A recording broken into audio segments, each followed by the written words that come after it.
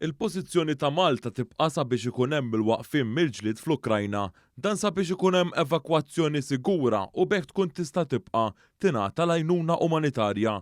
Dan intqal mill-Ministru għall-Affarijiet Barranin u Ewropej Ian Borg wara li attenda għall-ewwel kunsill tiegħu għall-affarijiet barranin fil-Lussemburgu.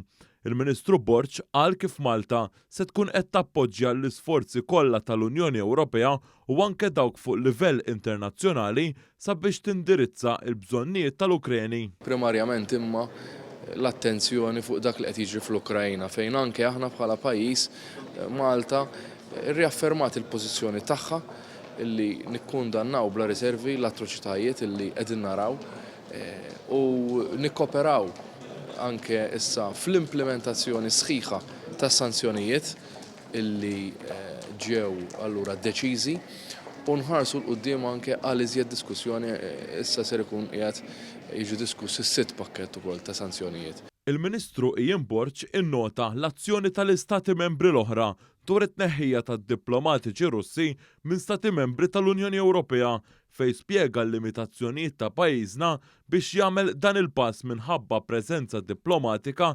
limitata li pajjiżna għandu fir-Russja u wassaħa wkoll fuq il-bżonn li jkun hemm konsolidament tal-appoġġ reġjonali, speċjalment fil-kontinent Afrikan. Il-laqgħa tal-Kunsill għall-Affarijiet Barranin iddiskutiet ukoll is-sitwazzjoni fil-Libja fejn saqfu l-importanza ta' proċess li jkun wieħed immexxi mill-istess Libjani għall-Libjani. Hawnhekk il-Ministru Ian Borg kellu laqgħat mal-Ministri għall-Affarijiet Barranin tal-Greċja, ta' Ċipru u anke dak ta' Spanja.